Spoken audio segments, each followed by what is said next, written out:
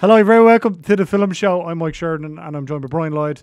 We've no Dee Malumbi this week. And the gap is noticeable. Maybe Owen Ronayne, who's editing the show, the video this week, could do like a CGI. Could we do like a CGI D? You know, or we could like, you know, what's that thing they did like Tupac did it, the hologram. Hologram D from Holidays. Sitting on a balcony somewhere and like, no, Brian, this is what you do. Yeah, no, Brian, this is what the film's called. Yeah, no, yeah. Brian, this is what's out next week. Yeah, yeah. We could like link it in with Wikipedia and just have it like correct me every so often. Just this hologram that will be here. Like fake news when you say something that's not true. Anyway, we're joined by producer Dave on the microphone, though. Hello. So anybody at home, which still makes me laugh. The word hello, inexplicably from producer Dave, makes me laugh. Deadpan Dave. Because we wanted the world to hear your dulcet tones. Thank you. I have appropriated Dee's microphone temporarily. It's mine now, and she's not getting you're it back. You're gonna crack wise then. You're gonna jump in and crack wise and be the D. You're gonna be the Deirdre Malumbi Pretty this much. week, but just off camera because you're multitasking. Mm-hmm. Absolutely, yes. Makes sense. Be the comedic foil. Be the comedic foil. Yeah. The comedic foil, as it were. I don't know. I think we'd probably be the straight man to his deadpan. Sure. Yeah. You know. Yeah. Okay, this week, Brian, there's only one real major release out this week. It's Ant-Man and The Wasp. we know you've seen this one because Yes, I have. We've discussed at great detail the junket that you did. Yeah. The hug that Paul Rudd gave you, your face to that subsequent hug. Grammatically, I don't even know if that makes sense. It's been a long day. Sure. So yeah, we all know, we've all seen it. Hundreds of thousands of people have seen it because the clip kind of went viral. Is the film any use? Yeah, it's all right. Cut to the chase, Brian. No, genuinely, it is grand. It's perfectly grand. It's 3.5 out of 5. It's a 7 out of 10. It is. That's a solid, right? That's what I'm saying. The first one was a 3. Yeah, I mean, like the first one, definitely there was the whole kind of thing with Edgar Wright and the fact that he basically walked off the set just as they were about to start filming, and then Peyton Reed, who ended up directing the first one and directed this one, he was basically drafted in at the 11th hour to kind of get the thing over the line. So when you're watching the first one, you're always kind of thinking, God, I wonder what this would have been like if Edgar Wright had got directed. Do you know that kind of way? You're always kind of looking at it and thinking, what if? Lots of heavy cuts. Yeah, lots of heavy cuts, lots of music. That's a homage. Well, like, yeah, sure. Eat shit, Edgar Wright. All right. Your homages. All right. You're too old for that haircut as well. Anyway, in fairness, yeah, I'll give you that, yeah. But, yeah, I mean, like, Edgar Wright was basically responsible for, you know, bringing Paul Rudd on board, bringing Evangeline Lilly on board. Oh, he did. So he did all the casting. He did all the casting and pretty much got everything kind of up and running. And then when kind of the Marvel machine at that time started to kick against him, he just said, right, screw this, and he left. So what phase was that? Was like just the phase 2, I think it was. Yeah, it was like the one just after phase 1. Age of Ultron. That's why he's here. That's why he's here. Comedic foil. Yeah, comedic foil. Deadpan Dave. After Age of Ultron, I'm afraid you're just gonna jump him. Imagine you just snapped one day. Who, me? No, Dave, and went. You snapped like 6 or 7 times a day. True. This is fair. You snapped earlier on about something, you know, not in a violent way. It's never in a violent. Your bark is way much worse than your bite. But one of the guys who's only occasionally in the office as part-time was like, and he was so quiet today as you walked past. Anywho. I was referring to Dave. Anywho, what was I talking about? Phase 1, phase 2. Yeah, phase 2. Yeah, it was, the first Ant-Man was just after Age of Ultron, I think it was.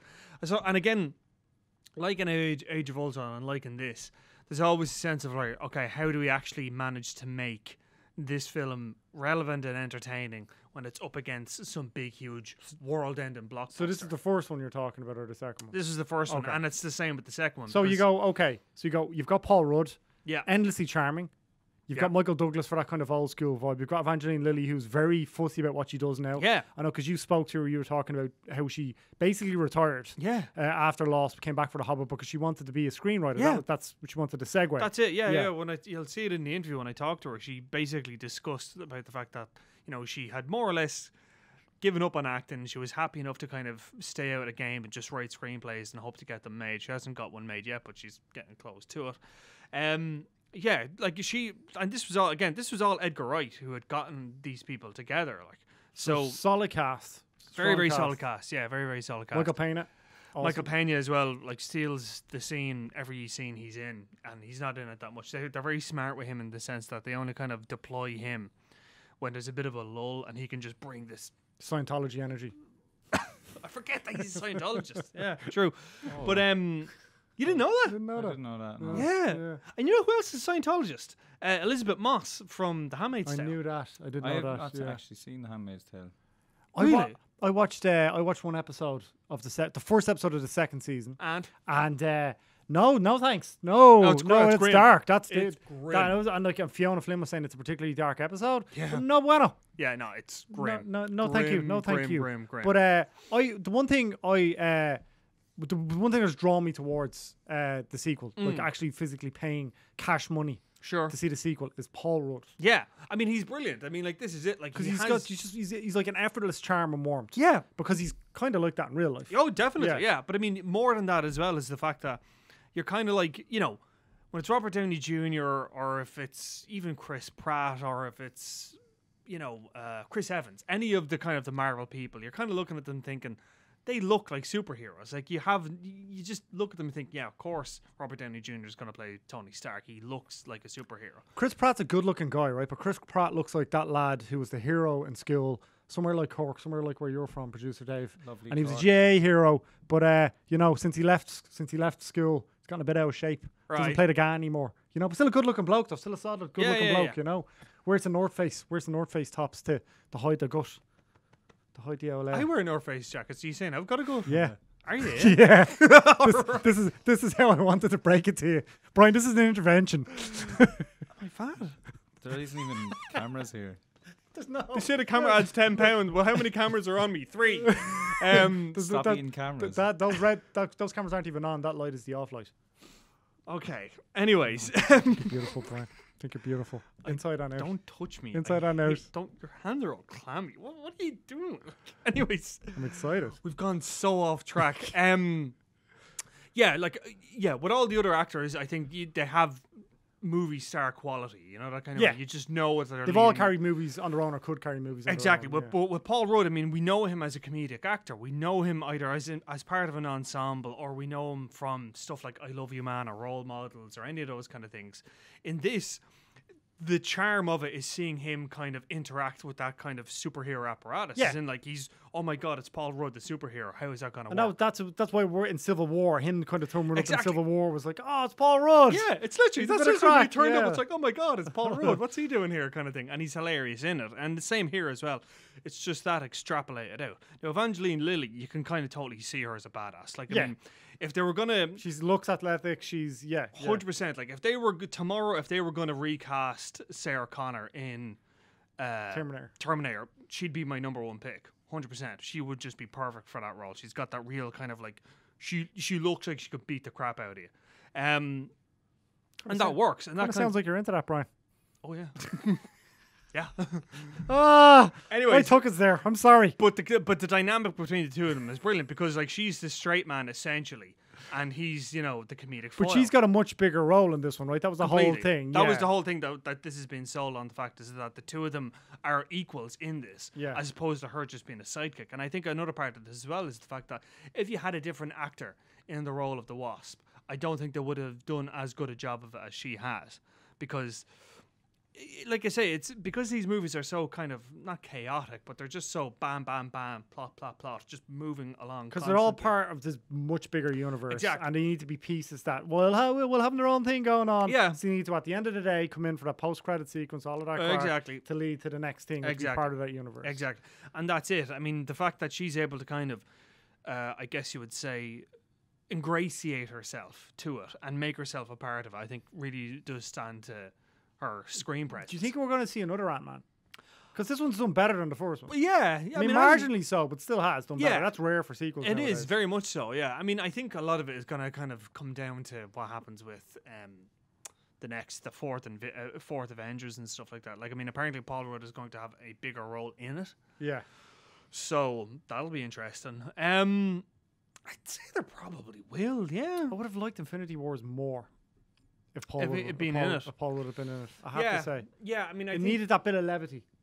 You know? you see, that's just it. Like, I mean, I think that's that was Thor. Yeah. that was Thor, yeah, exactly, and that was like Guardians of the Galaxy. They were the levity, you know what I mean? Dave Bautista. Is Chris Hemsworth not too jacked to be like kind of the Oh, lols bringer. No, I mean I think he's really funny as well. No. But like it's Thor, you know. No, Like, come on, look at Thor Ragnarok. He was hilarious in that. Yeah, no, I grew up like reading the comics, and Thor was like minus crack. Oh yeah, that's what I mean though. So was Ant-Man as well. Thor but, was just I think they kind of realized they needed to change things around with Thor. There you go. And they did. And Ragnarok is probably my favourite Marvel film, I'd say. And that's why they started down that route with Ant-Man as well, because Hank Pym is like even worse. Is that what happened with Tony Stark as well? The film that kind of started it all in Iron Man, because was that Robert Downey Jr.'s casting? Because I know Tony Stark was a playboy. Yeah. So, but he was kind of, he was still very serious. Like, I mean, there was an entire comic book. So you remember this. What was it? Demon in a Glass Bottle or something like that. Wasn't that what it's called or something? Volume 2, episode 3. Yeah. Anyways, there was a comic book storyline in Iron Man where he became an alcoholic. Like, so it got really serious. Like, but producer Dave is absolutely right. You look at the two of them characters in the sort of the genesis of where they came from. Yeah. Like, you look at the first Thor that was directed by Kenneth Branagh. And it was basically forget that, don't you? Well, don't you? He made a Jack Ryan movie after that nobody went to see. Nobody went to see it. The Shadow Recruiting was muck. But like, you look at the first Thor, it's basically like a Shakespeare film. Literally, the way they talk, just all of it. It's very Shakespeare-esque. Natalie Portman as well. Yeah.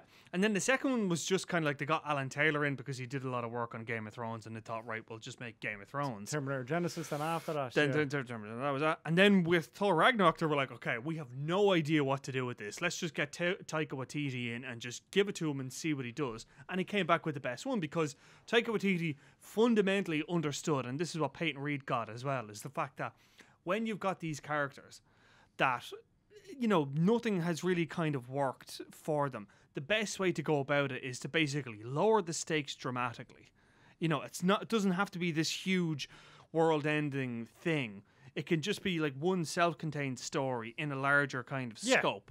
Which is what Ant-Man and the Wasp is. Ant-Man and the Wasp is just a completely self-contained story. There are no kind of repercussions. So this is direct. This one is set directly before Infinity War. Exactly. Yeah. Okay. So there are no kind of a lot of people are going to be like, "How does? We don't want to give anything away for the ending of Infinity War, but everyone dies. Everyone." Pretty much, and that's it. Like, so when it comes into this one, immediately the tone is going to be lighter. There's no world-ending problem that they've got to solve, because that gets kind of boring after a while. Yeah. Do you know what I mean? So you can't constantly be saving the world. Like, it's the problem. Like, not to kind of go off on a tangent, but the problem with the DC... That's what this show is based on. Tangents, completely. No, but the problem I always found with the DC expanded universe, if you like, is that every single film, there was some world-ending problem. Like in Man of Steel, it was, what's his face? Michael Shannon come down to kill everybody. Then Batman versus Superman, it was more of the same. And then with Suicide Squad, more of the same.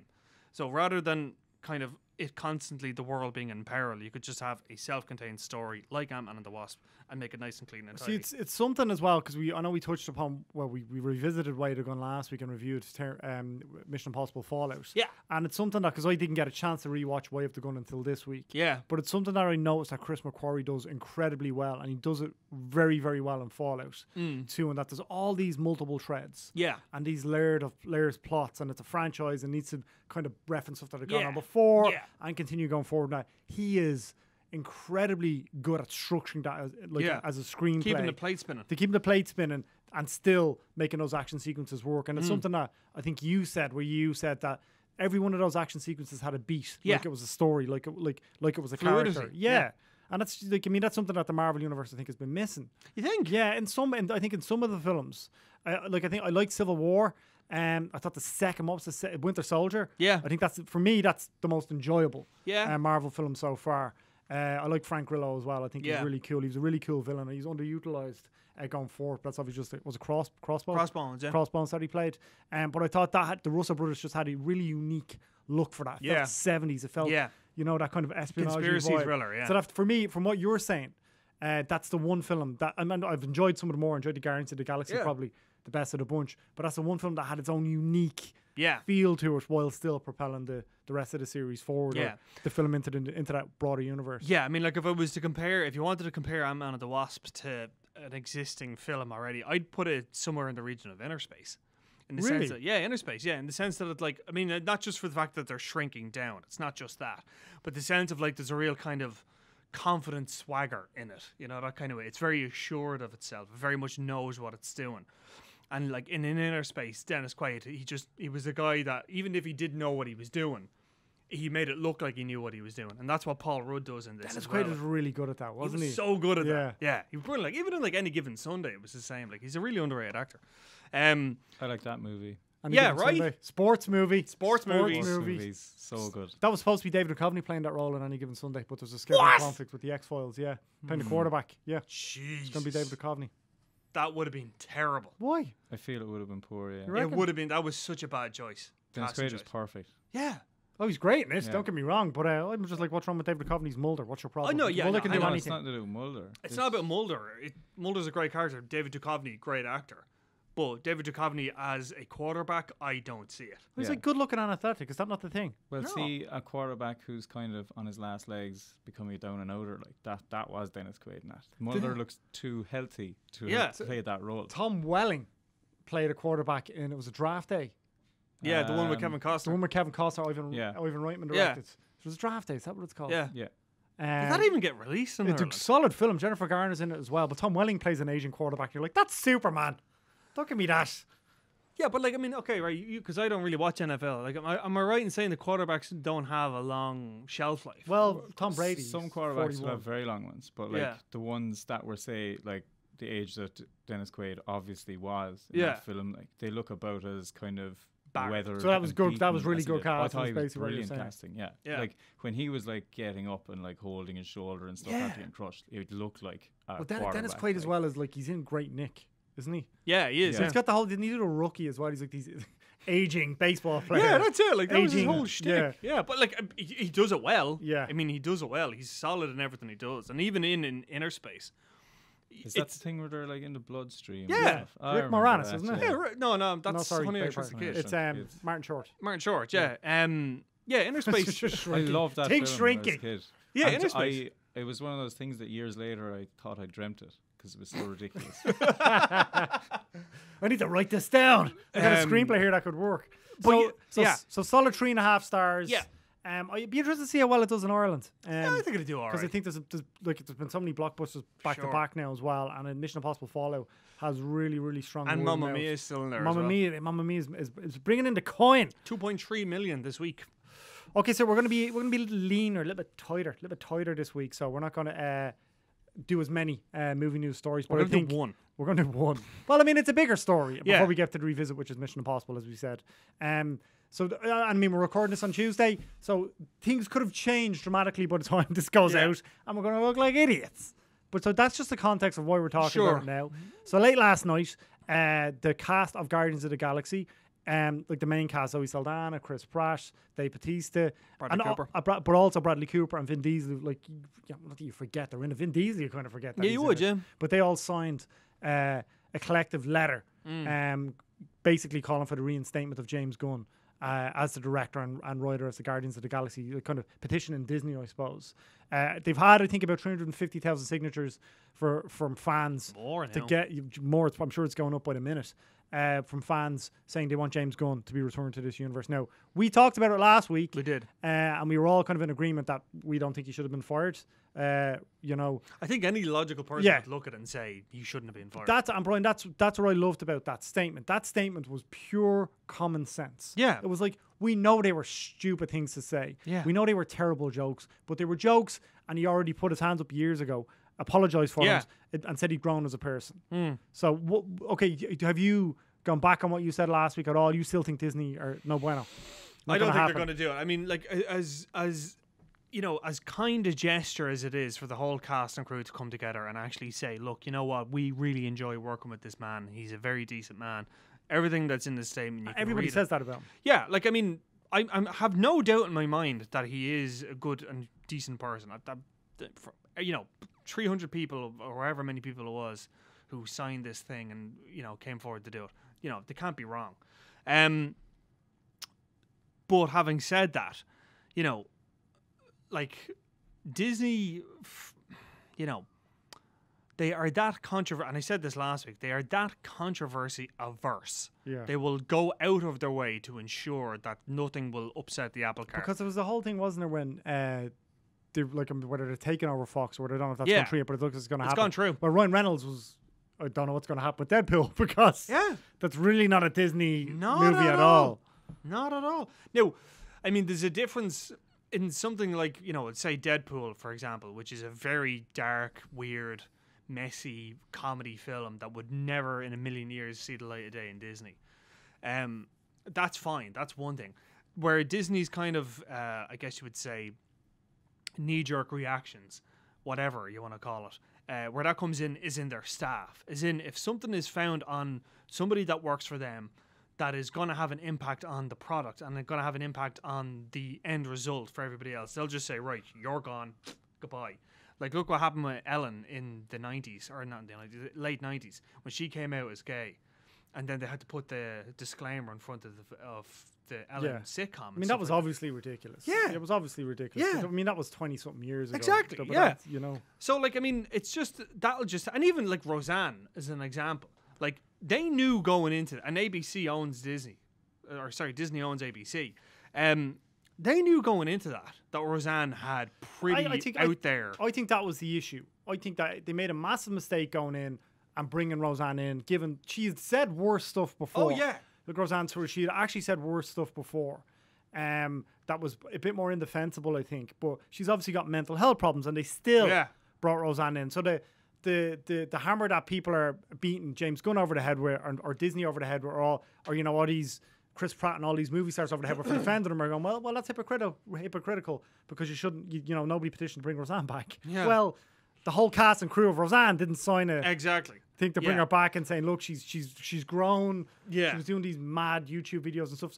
I think they're comparable because of it's Disney and because they're so close together. But other than that, I think that's it. Yeah, no, I mean, like, that's, like, yeah, you cannot compare like for like. I mean, Roseanne, in the case of Roseanne, it was a racial slur. She put a public racial slur. She can say, oh, I thought she was white or whatever. That's a load of bullshit in my line. Sorry.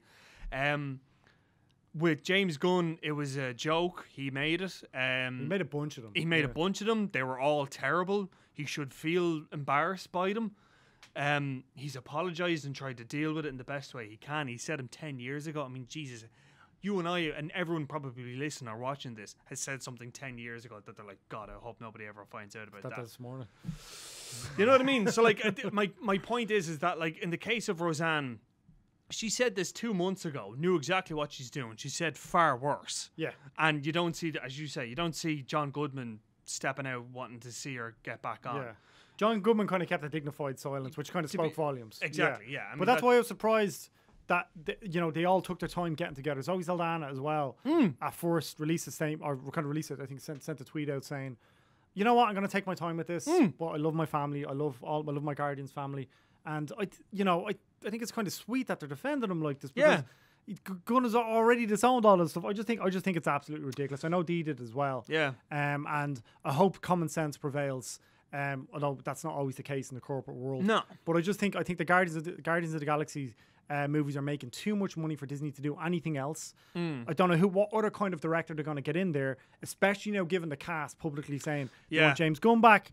I don't know what other kind of director they're going to get in there that is of that quality, sensibility, you know, without actually backing up a truckload, a ridiculous amount of money, or just getting a journeyman in there who's going to get it across the line. Yeah, I mean, we were talking about this before. I mean, basically, any director who tries to get the grips with this now, it's a poison chalice. It's as simple as that, because you have a cast and crew that don't want them there. You have a fan base that doesn't want them there either. I mean, Christ, like, I mean, you could get Christopher Nolan in to direct Guardians of the Galaxy Volume 3. Not that he'd be a terrible choice, but you could literally get the best possible director in for this, and people would still be like, "Oh, well, James Gunn should have done it." You know what I mean? It was his vision. It was his vision, and it's so intrinsic. And I love we were talking off air, and you mentioned as well, like James Gunn. An integral part of the Guardians of the Galaxy universe, obviously, was the cast, and Chris Pratt became a superstar off the back of it. That was the movie that really launched him. Yeah, and it was almost a guy from It's Always Sunny in Philadelphia as well, wasn't it? He's got a sitcom on NBC now, so I don't watch It's Always Sunny. Horton? Yeah, Glenn Horton. It was almost him. Yeah, he came super close. It couldn't have been him. It became super close. The Golden God. You watch it?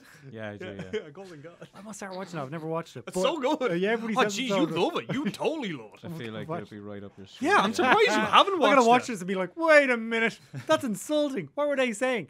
Anyway, the soundtrack. The whole that the whole but the whole playlist and all that mechanism. Yeah. That plot mechanism of, okay, this is something that really it's beautiful. It fits so beautifully into the character and in the universe. Yeah. And now it's synonymous with that universe. Exactly. And again, that was pure Gunn. That was Gunn right from the get-go. He came up with this idea that there would be music to kind of carry it along that would have an emotional beat, an emotional connection. Yeah, that's what I'm saying. So, and that's right in his wheelhouse. That's right in his sensibilities.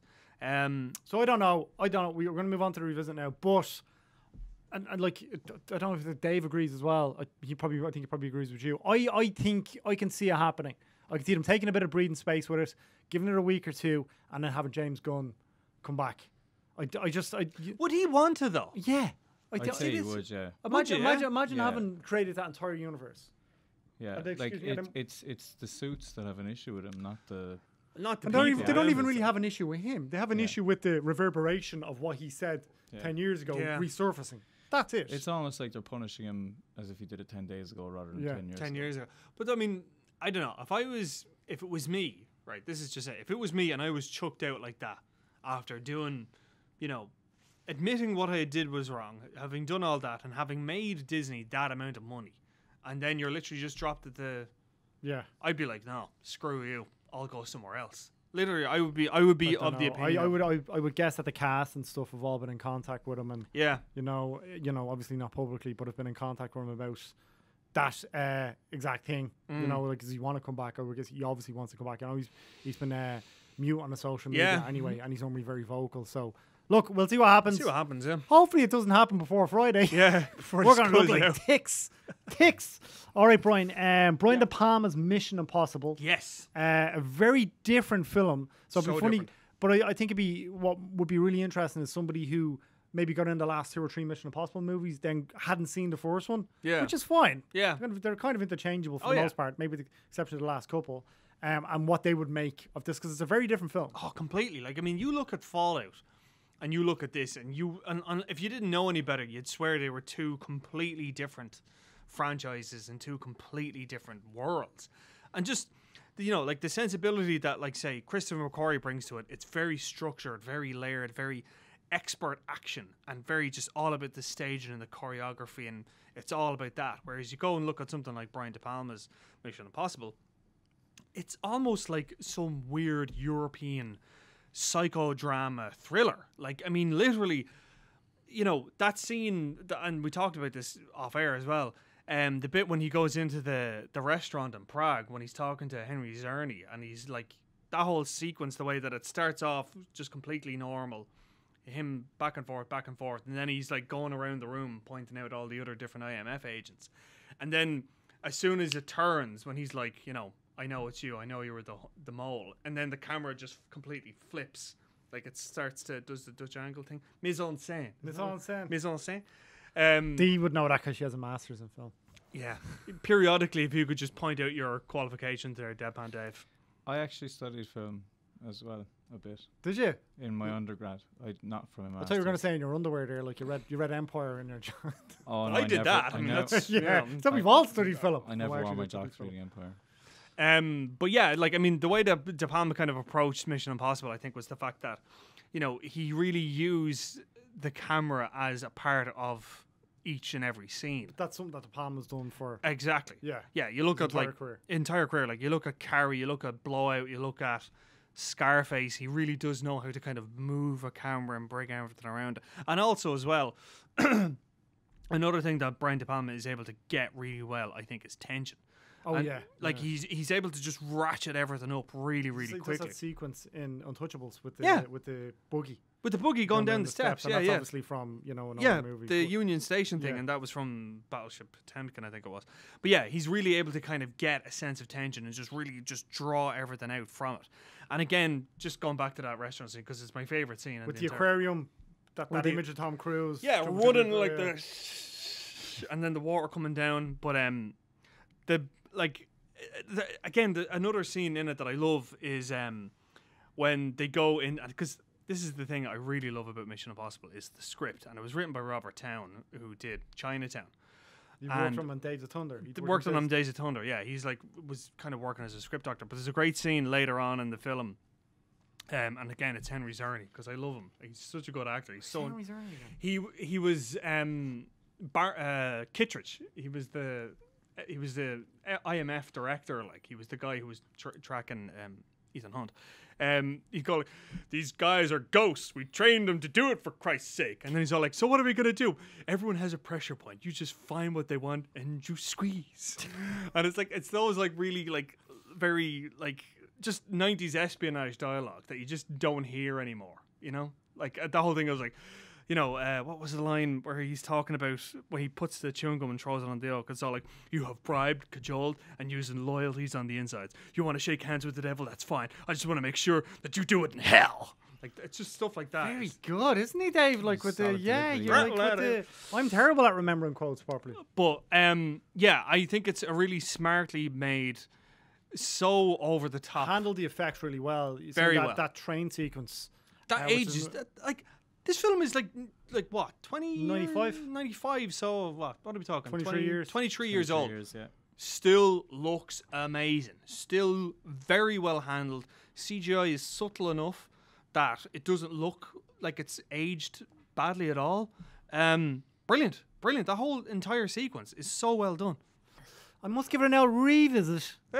I've heard of that phrase. You watched it recently?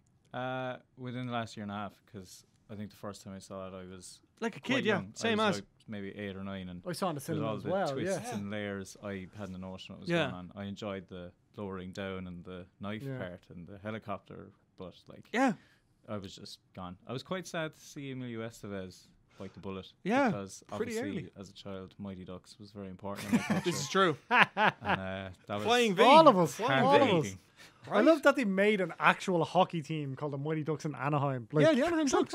I know, but like it's of a moderately successful ice hockey kids movie franchise. I know that was very No, significant. the team was already there. Yeah. What's the team? Yeah, but they did not rename It was them. the Anaheim Ducks. Oh, right. Yeah. But no, so they called them the Mighty Ducks. I though. think they might still be the Ducks. Yeah, They are I still the Actually Ducks, don't yeah. know. But I know they definitely wore Sports Mighty Dave Ducks didn't jerseys know. for a while. Ice hockey wouldn't be my forte. Let me tell you, like this is, I don't know how I know this, but I know this. Okay, Anaheim Ducks are still going, and in fact, they actually brought back the original.